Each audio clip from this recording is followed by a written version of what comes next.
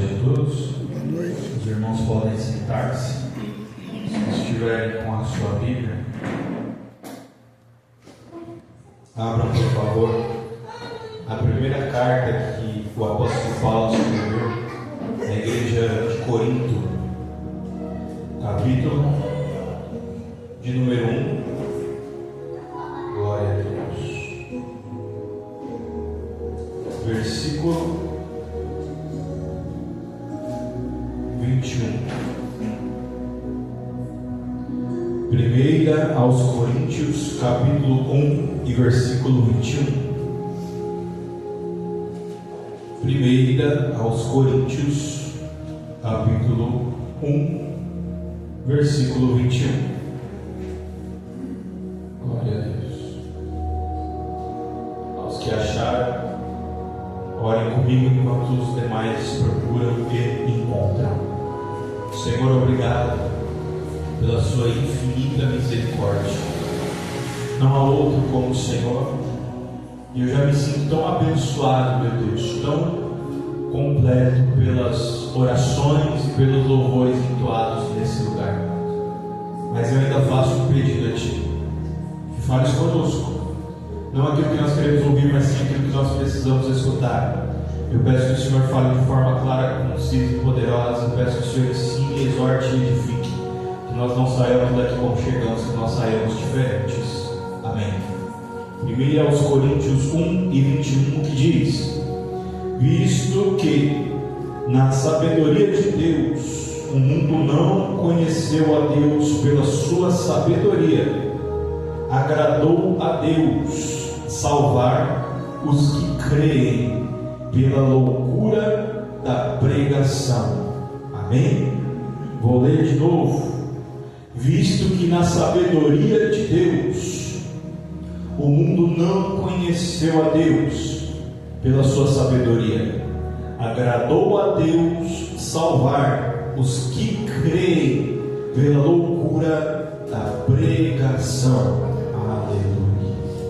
Irmãos, o apóstolo Paulo escreveu 2 cartas à igreja que se encontrava na região de Corinto. Isso ficava na Grécia. Glória a Deus.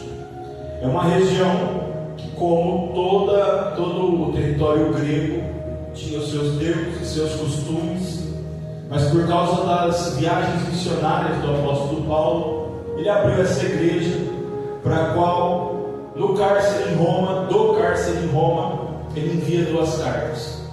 Nós estamos lendo um pedaço do começo da primeira carta. Essas cartas são enviadas porque aquelas pessoas tinham questões, elas tinham perguntas, elas tinham dúvidas, e aqueles que estavam na liderança daquele povo, talvez mesmo tendo sabedoria e entendimento para sanar, responder essas perguntas, essas pessoas ainda tinham na sua mente a pessoa que abriu aquela igreja como alguém muito importante, que realmente pudesse dar uma palavra final a respeito de alguns assuntos que eram caros para aquela igreja. Só que as questões dessas pessoas, elas eram respondidas pelo apóstolo Paulo nas 2 cartas de uma forma muito clara, dando o entendimento que em muitos casos essas questões estavam afastando essas pessoas do Evangelho mais do que aproximando. Então, em cada resposta dessas perguntas e questões que ele dá nas cartas, a escrita do apóstolo Paulo aponta para Jesus, faz com que essas pessoas entendam que não importa qual seja a dúvida delas, a resposta está em Jesus. E até mesmo aquilo que não tem resposta, olhando para Jesus, aquela dúvida fica respondida. A gente entende que aquilo que Deus revelou é para que nós tenhamos conhecimento e desfrutemos desse conhecimento. Mas as coisas ocultas, aquelas que nós não entendemos, aquelas perguntas sem respostas, elas não podem parar a nossa caminhada. Porque às vezes a resposta não vai vir hoje, às vezes a resposta não vai vir agora, mas nós precisamos continuar caminhando, porque possa ser que essa resposta venha um pouco mais na frente. E mesmo que ela não vier, nós já temos motivos de sobra para que a nossa fé não se esfrie, não se acabe, não se esmoreça pela falta daquilo que nós achamos que precisamos. Então as respostas do apóstolo Paulo, elas iam nessa direção. Porém, ele não deixou de responder às perguntas dessas pessoas. E logo aqui no começo, no versículo que ora lemos juntos, ele está tratando, porque aquela igreja, ela tentava responder às questões, porque o Evangelho, antes de ser algo relacionado à religião, ele é um estilo de vida. Nós não podemos declarar o Evangelho apenas quando estamos aqui dentro da igreja, comungando a fé. O Evangelho diz respeito à nossa vida lá fora, como que nós nos comportamos no nosso trabalho, no nosso relacionamento com os nossos familiares, nos nossos pensamentos, na nossa intimidade. O Evangelho cobre todas essas áreas. E essas pessoas estavam tentando entender as questões que apareciam ao longo do seu relacionamento com o Evangelho, comparando com aquilo que já lhes era conhecido do mundo, a sabedoria humana, as leis vigentes daquela época. E eles estavam ficando confusos, porque existia um modus operandi para que eles lidessem com a sua crença a respeito dos deuses romanos, seja eles a deusa Atena, o deus Hades, os deuses que eles tinham, o deus Zeus. Então às vezes eles queriam lidar com o Evangelho de Jesus como eles lidavam com a sua religião antiga, e eles começavam a ficar confusos e se entristecer, porque, meu irmão, não adianta você colocar uma cela, uma zebra, só porque ela parece um cavalo. Você não vai conseguir cavalgar uma zebra, não vai fazer sentido. É um animal selvagem. Existem certas espécies de animais que você vai matar ele, mas você não vai conseguir adestrar ele. As espécies de bicho que são adestradas e que vivem entre a nossa sociedade, foi porque em algum momento os filhotes mais dóceis aceitaram aquele adestramento. Mas a grande maioria dos animais que são selvagens, eles vão morrer, mas eles não vão ser adestrados. O que eu quero dizer com isso é que nós não podemos confundir a nossa fé. Nós não podemos trazer respostas para o mundo espiritual importando respostas do mundo físico, do mundo carnal. Nós não podemos responder às questões espirituais através do homem e da mulher. O mundo espiritual, ele nos é desconhecido. Logo, as questões do mundo espiritual só podem ser respondidas pelo Espírito. E o apóstolo Paulo tenta explicar isso para essas pessoas, porque elas estão trazendo aquela sabedoria que elas tinham antes de conhecer Jesus. Elas estão tentando aplicar a lei dos homens no Evangelho da Graça. E o apóstolo Paulo vai dizer para elas: se vocês pegarem um caminho contrário desse que vocês estão indo, vocês vão começar a andar na direção certa. E às vezes, irmãos, errar, falhar, faz parte do processo que o Senhor tem nas nossas vidas. Porque muitas vezes a falha ou o erro vai nos levar ao acerto. Muitas vezes entrar na contramão vai fazer a gente perceber que a gente está na mão errada. E aí Deus, pela sua infinita misericórdia, vai fazer o quê? Nos dará a chance de corrigir a rota, de voltar para a mão certa. Às vezes Ele vai nos dar tempo. Às vezes Ele vai ter paciência conosco. Às vezes Ele vai enviar alguém para nos aconselhar. Só que o que então nós precisamos para viver o Evangelho da Graça? E para que os nossos erros e as nossas falhas não nos matem antes que nós tenhamos a oportunidade de viver a promessa que o Senhor Jesus Cristo fez a todos nós. Nós precisamos ter um coração atento. Nós precisamos ligar todos os nossos sensores. Porque, irmãos, todo aquele que se achar sábio, todo aquele que se encontrar no alto do seu entendimento, todo aquele que proceder dessa forma, vai se distanciar de uma forma exagerada de qualquer chance de contemplar o Senhor Jesus. O único caminho para que nós tenhamos uma chance de ser salvos é o caminho da humildade. é o caminho de entender que eu estou no mundo, andando no escuro e possivelmente caminhando para a perdição. Mas se o Senhor tiver misericórdia de mim, mesmo eu não podendo encontrá-lo, no meio dessa escuridão que anda toda essa multidão, pela sua infinita misericórdia, eu sei que existe a possibilidade dele me encontrar. Glória a Deus. Esse é o caminho da salvação. Entender que eu não tenho a chave do céu, que eu não sei qual é o caminho do reino, mas entender que Jesus, pela sua misericórdia, Ele pode me encontrar, porque eu estou perdido. Então, a fé nos levará por caminhos que nós não conhecemos.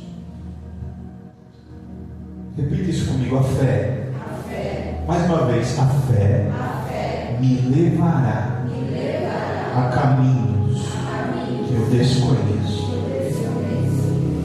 Amém. Foi lido no começo desse culto, na palavra devocional, sobre o vale dos ossos secos.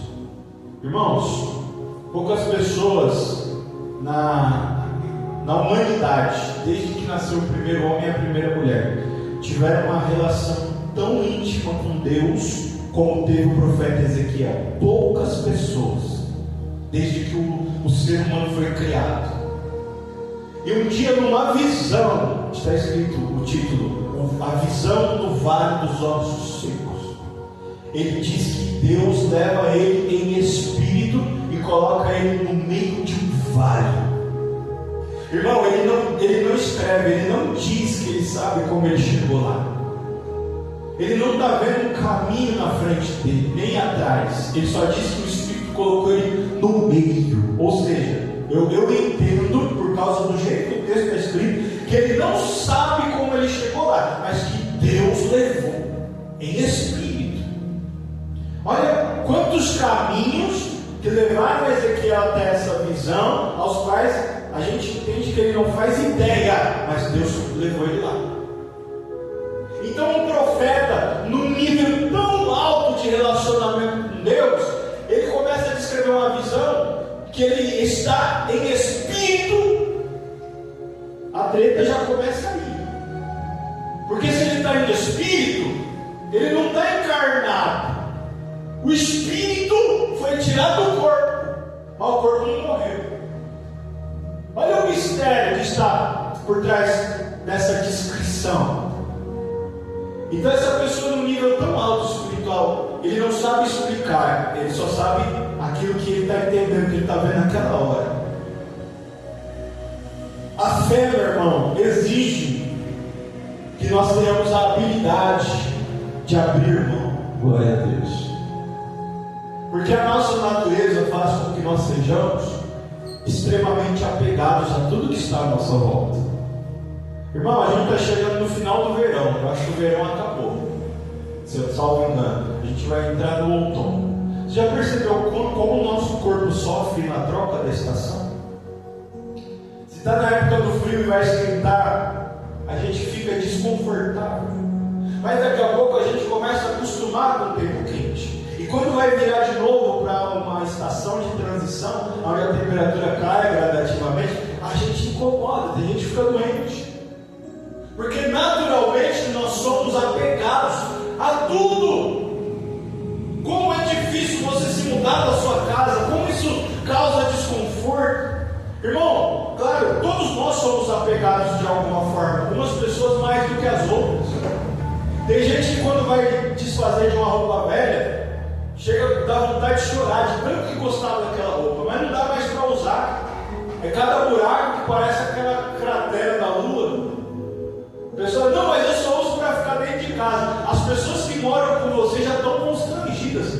Meu amigo, não dá para você usar isso daí. Mas a gente é obrigado. Não, mas eu ganhei de fulano. Não, isso aqui eu comprei. Eu não tinha dinheiro, fui lá e comprei. A marca nem fabrica mais. Tá lá. Comida de traça, que é uns buracos. Né? Porque a gente é apegado. Irmão, a gente se apega em pessoas. se apega em quem não gosta da gente. Você já reparou? O vizinho está indo embora para o Nordeste, a gente fica triste. Nossa, mas era uma pessoa tão boa.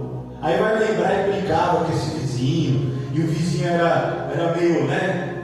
Fazia as mandingas, jogava as mandingas no seu quintal. E aquela luta, e parava o carro na frente da sua garagem. Mas agora que ele vai embora, nossa, deu uma tristeza. E agora, quem vai vir? Vai que vem um pior que ele agora.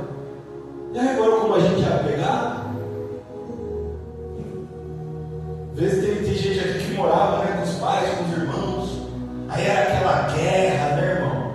Um entrava, só tinha um banheiro. Aí o outro ficava batendo, que estava atrasado. E um roubava o perfume do outro. E o outro subia com a presilha da outra. E o outro escondia a roupa do outro. E via o pai batia em todo mundo. E a mãe brigava com o pai que não era para ter batido em ninguém. Era aquela luta, aquela guerra. Aí um foi embora. Vai-se o velório. Nossa, nossa família está desfazendo. Que tristeza. A choradeira, né, irmão? Aí alguém olha e fala assim, mas eles viviam debaixo da contenda. Por que está todo mundo triste? Porque a gente apega, mas apega até do que é ruim.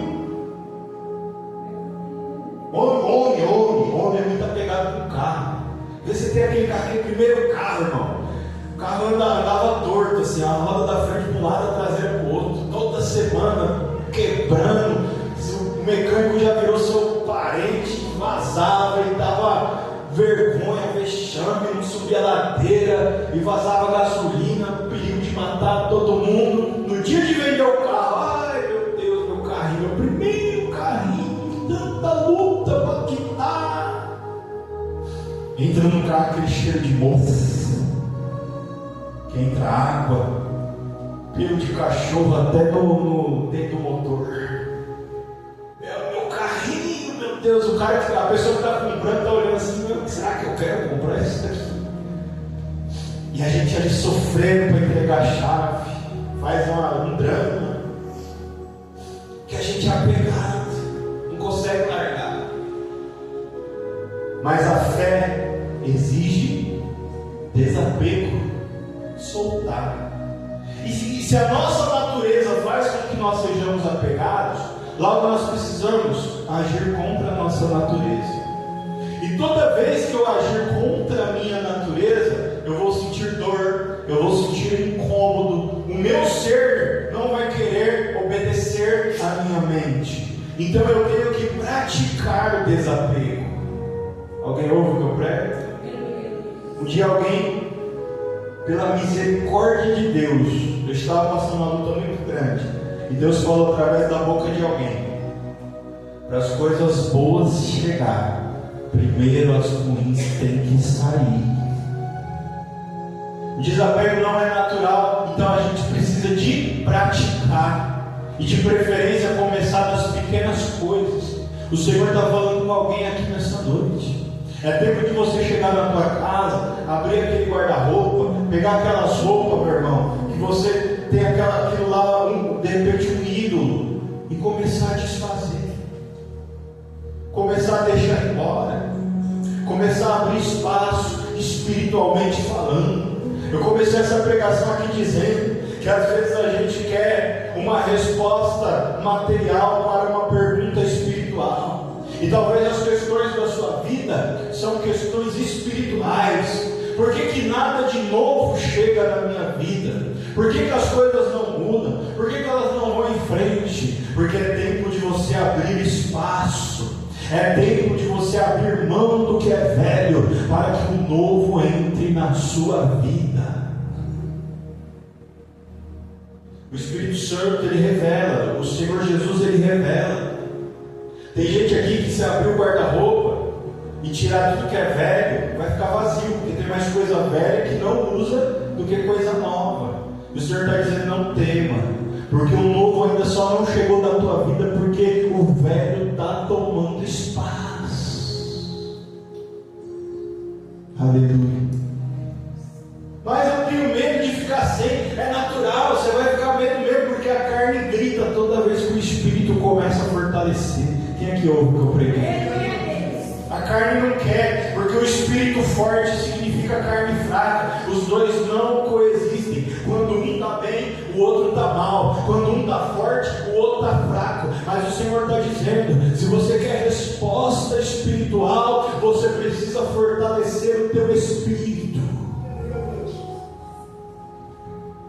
Então começa a abrir espaço na tua vida. O Senhor está falando com alguém aqui. Chega lá no teu guarda-roupa e começa a deixar embora aquilo que tem que ir. Talvez vai servir para alguém. Talvez está em boas condições, vai socorrer alguém que não tem. Mas eu estou falando aqui, meu irmão, eu sei quando é a revelação do Espírito, tem coisa que tem que ir para a lata do lixo. Porque o que não serve para você, meu irmão, o que é de humilhação, o que é de vergonha, tem que ir para a lata do lixo. Você já reparou como é difícil jogar uma roupa no lixo? Você já reparou? Você já parou para pensar? A gente vai, às vezes tem criança, um vai passando para o outro, né, por causa do tamanho. Aí aquele último que usa, acabou, não tem mais como, está tudo rasgado. O que vira? Pano de chão. E aquele pano de chão, meu irmão, atravessa gerações. Ninguém sabe quando que aquilo chegou. Era vermelho e está branco. O Senhor está falando com alguém aqui. Aleluia. Porque até pano de chão se compra novo. Quem aqui está ouvindo o que eu estou pregando? Você quer viver coisa nova na tua vida, mas na tua vida as coisas só tem porta de entrada, não tem porta de saída. Glória a Deus. Mas o Senhor está falando: eu sou o Deus do renovo, eu sou o Deus da transformação. Passaram os céus e a terra, mas as minhas palavras não passarão. Porém, tudo que está nesse mundo tem começo, meio e fim. E se você é meu filho, se você é minha filha, se você quer ter a minha imagem e a minha semelhança, as coisas na tua vida têm que entrar, mas também tem que sair. Porque foi isso que eu determinei para esse mundo.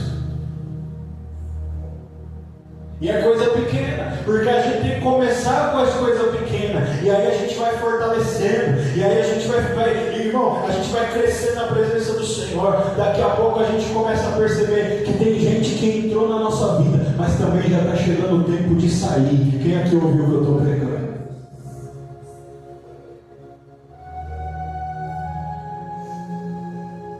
Elias, ele era amigo de Deus, tinha um particular com Deus. Deus determinou um dia que ele ia sair da terra. Quem somos nós diante de Elias? Agora tem gente que na tua vida tem mais valor do que o profeta Elias tinha para Deus, porque entrou na tua vida e você não deixa sair. Faz bruxaria com teu nome, fala mal de você para todo mundo. Na boca daquela pessoa você não presta de jeito nenhum, e toda vez que é para você tirar essa pessoa da tua vida, você não tira. O Senhor está falando aqui. Mas não adianta você querer começar pelo final.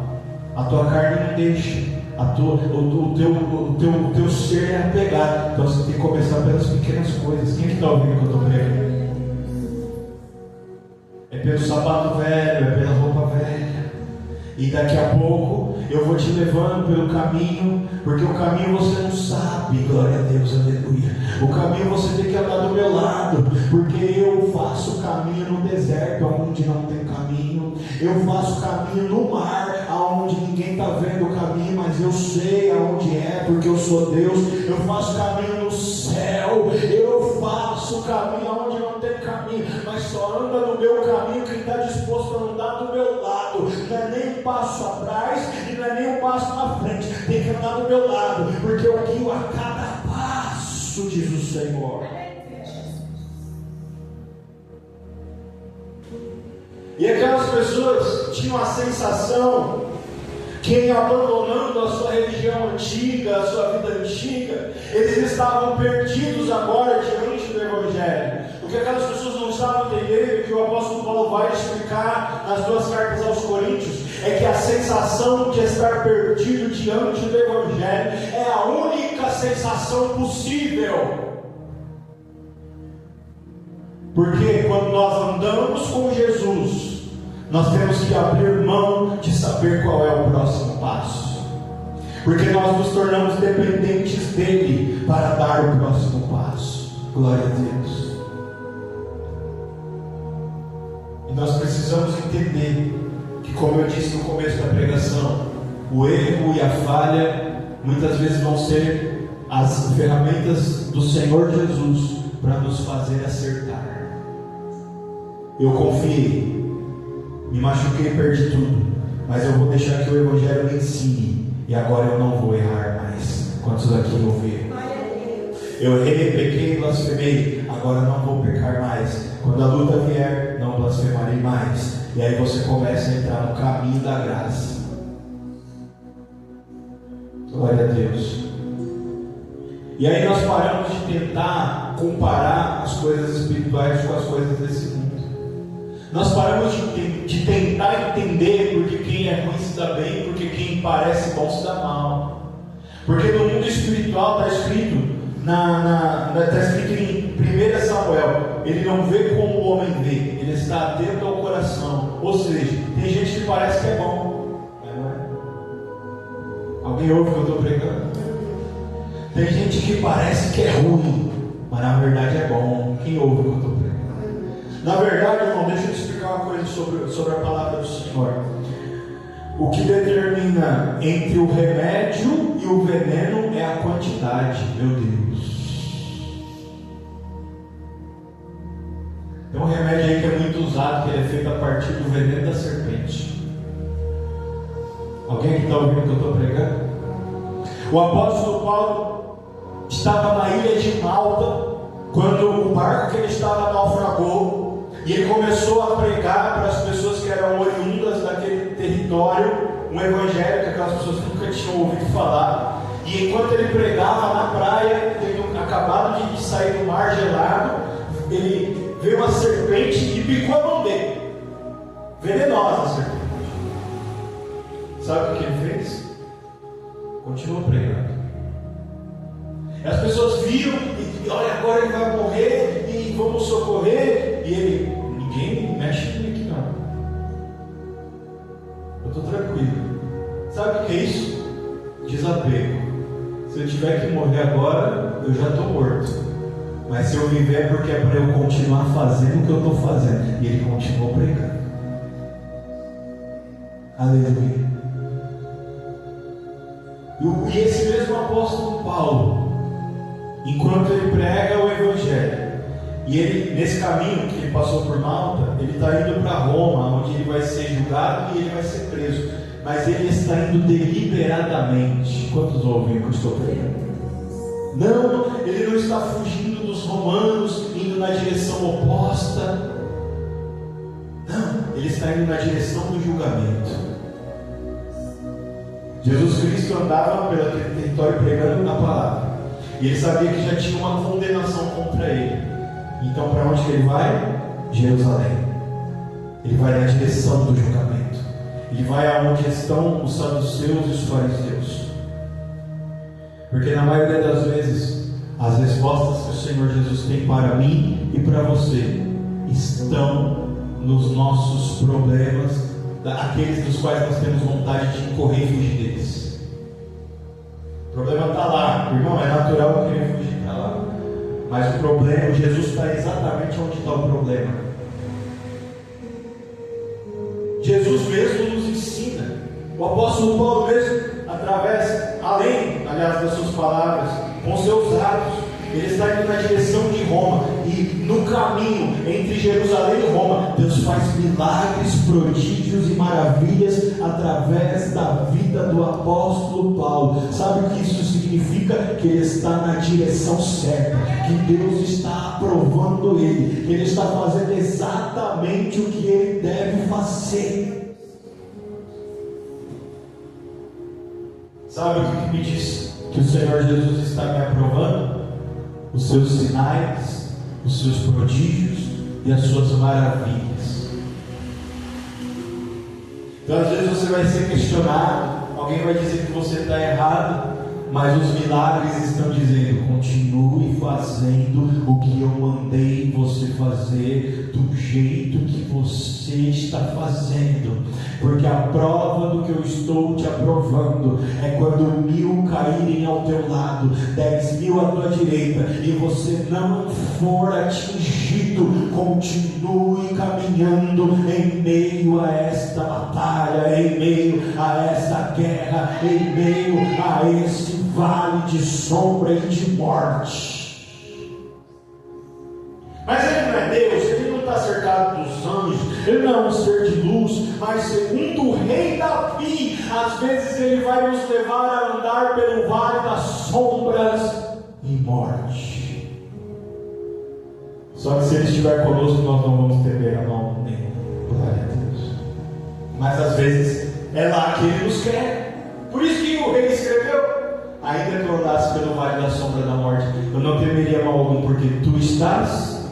O Senhor está com alguém que desobedece? Então, se eu estou no vale de sombra e de morte, é porque Ele me levou a andar lá. E por estar em obediência, muitas vezes eu me pegarei no vale de sombra e de morte, ou no meio de um mar revolto, ou pregado numa cruz. Então eu preciso abrir mão. Eu preciso aprender a abrir mão. Repita isso comigo, por favor. Eu preciso aprender a abrir mão do conforto, abrir mão do medo, abrir mão do que eu gosto, abrir mão de tudo. Mais uma vez, abrir mão de tudo. Diga comigo: Senhor, eu não sei abrir mão, mas eu peço que o Senhor me ensine, porque eu tenho certeza. E quando eu abrir mão desse mundo e das coisas que são dele, eu herdarei o reino dos céus e a sua justiça. Só quem crê dá uma salva de palmas.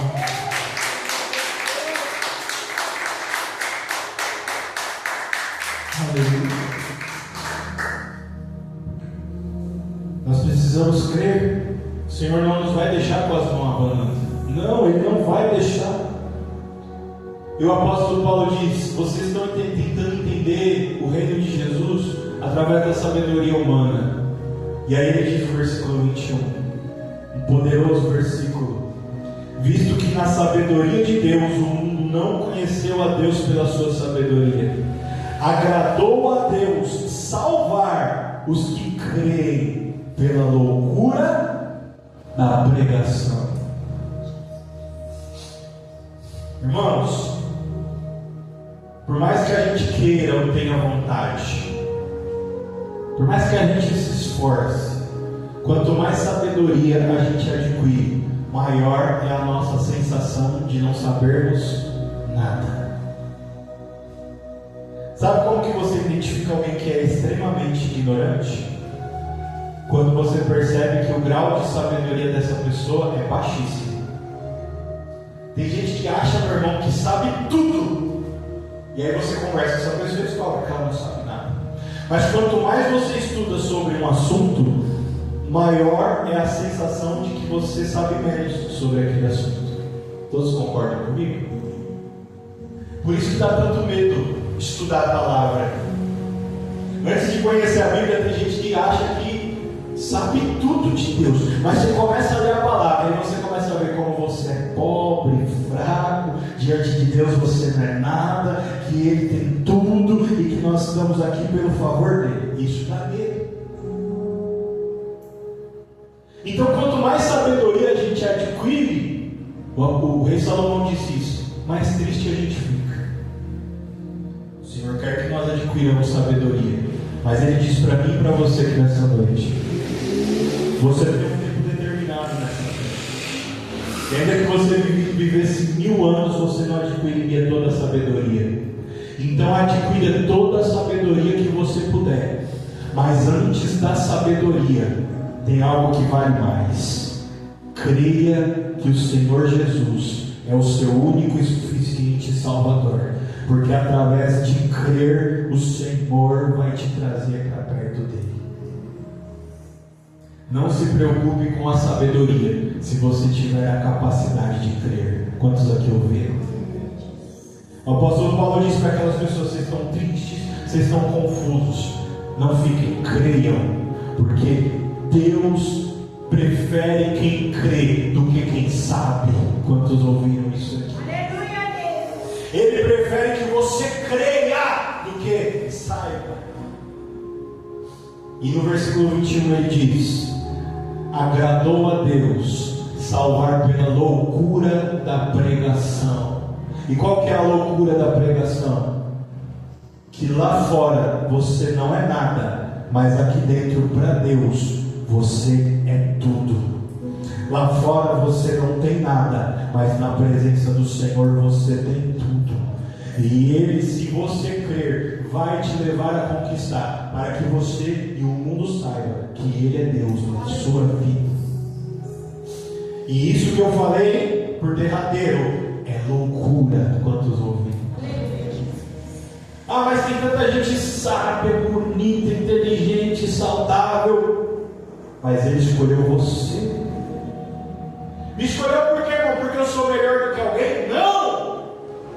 Porque você foi o único que creu. Meu Deus. Você já parou para pensar que no mundo tem muito mais gente ruim do que boa? Você já parou para pensar que no mundo tem muito mais gente que não tem capacidade de crer do que aqueles que creem? Você tem muitos motivos para não crer. As violências, os abusos e a forma como esse mundo tratou você até o dia de hoje trabalhou para que você não tivesse a capacidade de crer, mas mesmo assim você acredita. Quantos ouviram isso? E isso é Deus em mim, e isso é Deus em você. Nós escolhemos crer. Repita comigo: eu escolho crer. Aprove Deus salvar pela loucura da pregação. Creia naquilo que te parece loucura, mas se saiu do coração de Deus, vai acontecer na tua vida, em nome de Jesus. Eu agradeço a oportunidade de